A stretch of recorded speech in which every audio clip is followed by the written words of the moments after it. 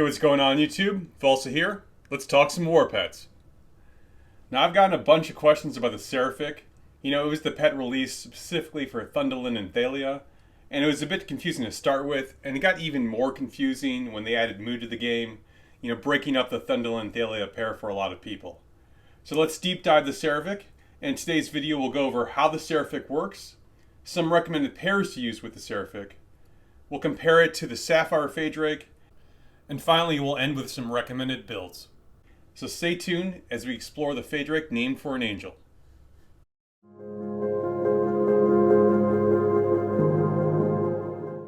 Okay, so the Seraphic is a member of the Faedrake family.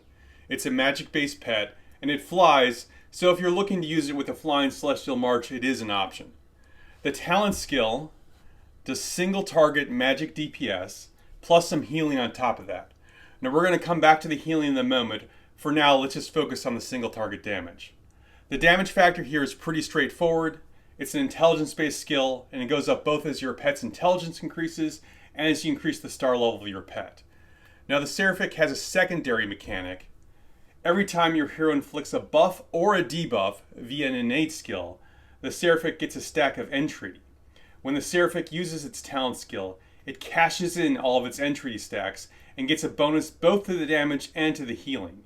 The bonus effect you get to both damage and healing increases as you star up the talent skill, but it's not affected by your pet's intelligence. At base level, you can get a maximum of 4 stacks of entreaty. Okay, just a quick aside, what's an innate skill? Innate skills are the base 4 or 5 skills your hero has and essentially can never change. Hero skills and innate skills, they mean the same thing. I think they just call them innate skills sometimes as a point of emphasis. The key here is that only these skills can trigger, in this case, entreaty stacks. Your hero's talent, your artifact, they won't give you any entreaty stacks, only the hero skills. Entreaty can trigger multiple times a turn if your hero skills apply multiple buffs or debuffs in the same turn, and you're looking at both your primary and your deputy for entreaty stacks. Alright, let's take a look at the Seraphic's unique skills. The Amber skill, Advanced Soul Source, it's very straightforward. It's just a straight damage boost to the talent skill Soul Source. It's the Pet Shop skill that's pretty interesting. Intense Soul Source increases the maximum number of entreaty stacks you can get. The amount of additional stacks you get depends on your spirit, with higher star level Intense Soul Source decreasing the amount of spirit you need. At a 3-star level, Intense Soul Source gives you an additional potential entreaty stack for every 40 spirit. Now, as you can see, the Seraphic can get very high spirit. With a 3-star Intense Soul Source, you can max out at 12 total stacks. So if you really want to maximize this pet, you need to be pairing it with heroes that do a lot of buffs or debuffs with their innate skills. Now, when the Seraphic's talent skill goes off, it will not only do direct damage to its target, but it's also going to do a bit of healing. The Seraphic will heal both its legion and the nearby friendly legion with the lowest remaining units. Friendly legions need to be standing either on top or directly next to the Seraphic legion in order to get this benefit. The healing factor is determined by the star level of the talent skill. It's not influenced by pet attributes. However, stacks of entreaty will buff the healing in addition to the damage buff. Now, healing is always good, but this pet doesn't do that much healing. It's not exactly apples to apples, but the Sand Lizard will tend to do more healing even for a single target. The Seraphic's healing is more about enabling hero synergies than the healing itself.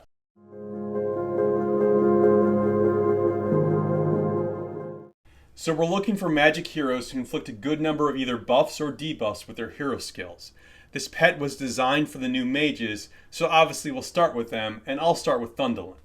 Now her rage skill, Sky Fury, it summons a little cloud above an enemy legion that lasts 6 seconds and pulses every 2 seconds.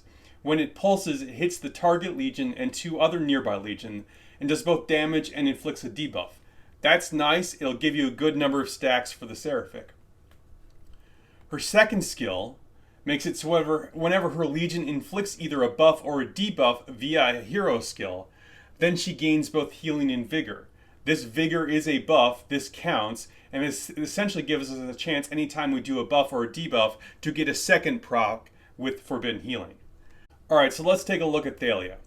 Her Rage skill gives her Rampage, a 15% attack buff for 5 seconds. That's a buff, that counts. However, this is only once per rage cycle. Take a look at her second skill. Anytime she does hero skill damage, she gains both Keen and Shelter, right? Those are buffs, those count. Her fourth skill gives her a buff as well. Now, her fourth skill is the rally skill, so this will only take effect if you're in a rally, but if you're in a rally, this will take effect and it will count for entreaty stacks. And finally, her fifth skill, if you have her awakened, every second she has a 10% chance to gain a shield. That counts as a buff. That will give you entreaty stacks. And you'll notice that these two heroes, they have a lot of triggers independently, but they also synergize really well with each other. For example, take a look at Thalia's second skill again, which gives Keen and Shelter. Now, if this was just Thalia, she would only proc this once every rage cycle because she only does skill damage once every rage cycle. But if you pair her with Thunderlin, Thunderlin's AoE is going to proc, multiple times per rage cycle, and every time it procs, every time it does damage, it's going to also trigger good tidings as well. And so this pet works very well with Thunderlin and Thalia together. Well, like I said at the beginning, these heroes, a lot of people were a little disappointed how they were performing. And before too long, we got a new hero, Mu came along, right? And a lot of people split up their Thalia Thunderlin marches to pair Mu with one of them. So how does she work with the new Seraphic? Well, it turns out she's very strong as well, right? Her first skill, her fourth skill, and her awakened skill, if you have her awakened, all will give entreaty procs. She also gives you a chance to chain procs. For example, Thunderlin's second skill, Forbidden Healing, gives her a chance whenever she does skill damage to heal as well. While we know Thunderlin's Cloud will do damage 3 times a rage cycle, and each of those 3 ticks now inflicts a debuff, but has a chance to proc healing, which can in turn proc Mu's Field Surgery skill, which gives her Legion a buff, so that's another proc, and so on and so forth, right? As for other mages, you're going to find some synergies here and there, but not to the same level that Thunderlin, Thalia, and Mu have. But the pair that actually are very interesting for the Seraphic, are not mages, but they may be the strongest pair in the game, and of course I'm talking about Mag-Zay. Alright, now Mag-Zay herself just has Truth Teller, which has a 30% chance to proc whenever she heals. But Zeta, she can carry this pet all by herself, right? Her first skill, Shining Star Shot, every time she deals normal attack damage, she gains a stack of Dawnwatcher's Mark. That's a buff, and that will trigger entreaty every round. And then she also has Silver Tongue, which gives her a 20% chance to gain normal attack focus every round, so that's another chance for a buff on top of that. The Seraphic will function very well if you have a Mag-Zay magic march, and it is a viable option for that march. Okay, so that's the damage synergies. What about healing synergies? Well, as I talked about earlier, the Seraphic's healing isn't that strong in and of itself. It's more about synergizing with hero skills and talents than anything else. And given that, it won't surprise you that some of the same heroes who really will benefit from getting the Seraphic healing, take a look at Thunderlin here. If we go to Mu, her fourth skill gives her a strong buff anytime she gets healing. Mag's second skill gives you a chance to proc a 40% attack, and so on. Now, you're going to proc these things a lot of time even if you don't have a healing pet, but you'll get more uptime with a pet that heals, and that's a good thing. So really, these are your choices when it comes to the Seraphic. The new mages together, or either one of them with Mu here, or just a Mag-Zay magic march.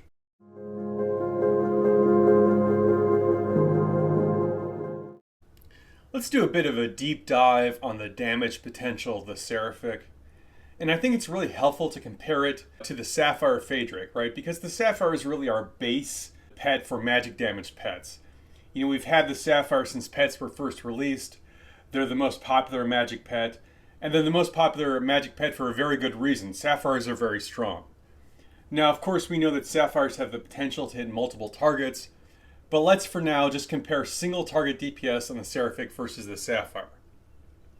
Alright, on comparable pets, the damage factor on a Seraphic is substantially lower than a Sapphire. Okay, so the Sapphire does single target magic damage. The damage is less than a Sapphire, but we can trigger a bonus with entreaty, right?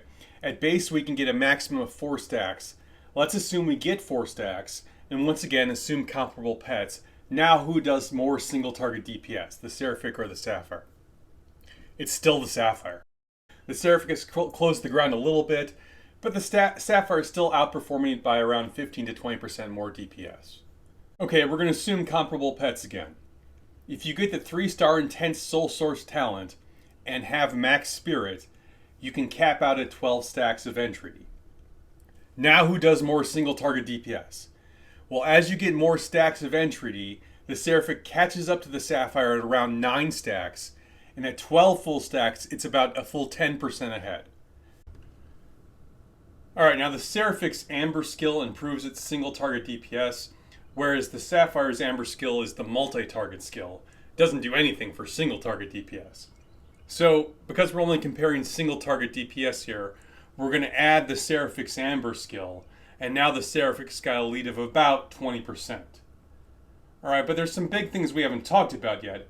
Of course, we've talked around the fact that the Sapphire can do multi-target DPS, and that's a big deal. But there's something you maybe haven't considered, and that's the second damage source, follow-up. Alright, now they can both cast follow-up, and as I'm sure you're aware, the follow-up damage, it's 2 seconds after the initial pet talent cast. It's always somewhat less than the original cast. But here's the thing with the Seraphic.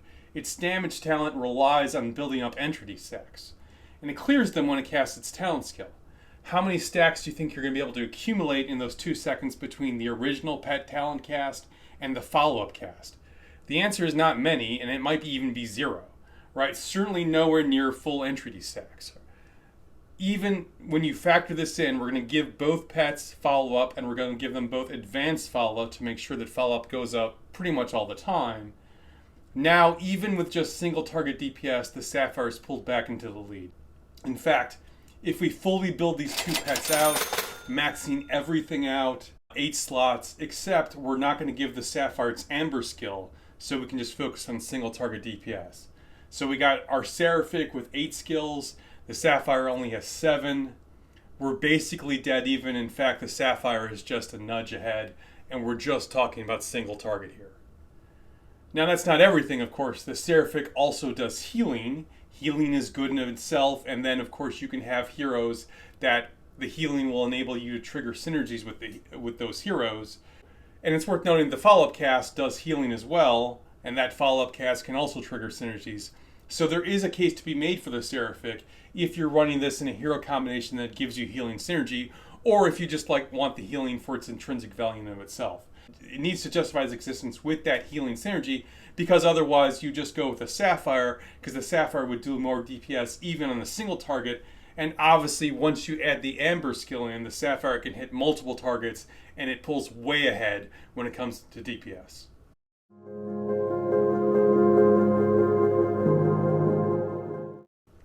Okay, having said all that, how do you build this pet out? Well, we start with the talent skill, obviously. Now the Amber skill, it's okay, but it's an Amber skill that's expensive. I think it's optional. It's not really a must include with the Seraphic. The Pet Shop skill is also very expensive, but it is absolutely critical. Without it, this pet just isn't competitive. I think you have to include it here. Now, even with follow-up being somewhat nerfed on this pet, it's still worth it. And I generally really like advanced follow-up to make the follow-up chances much higher. But it is an Amber skill, and it's less valuable here than basically any other pet. I think for the Seraphic, advanced follow-up, actually I put it in the optional category. Then we'll add Magic Fortunes for some crit chance, Magic Spirits for some crit damage, and finish it off with some Resonance just for some overall pet magic damage. Alright.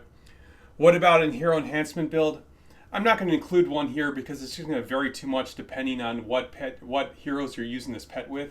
But honestly, I don't really think hero enhancement's good for the Seraphic anyway. I think if you want to go the hero enhancement route, you're better off with the Sand Lizard, which is just going to be cheaper to build. It's going to do more healing, and the damage on an hero enhancement Seraphic isn't very high anyway. Hey, that's it, and thank you to everyone for stopping by. If you enjoyed this content or found it helpful, please hit that like and subscribe button. Remember, you can send me your war pets if you'd like me to take a look or review them, and I will be featuring the strongest war pets in the game right here on this channel. Look for more details in the description below, and until next time, stay classy, Belleron.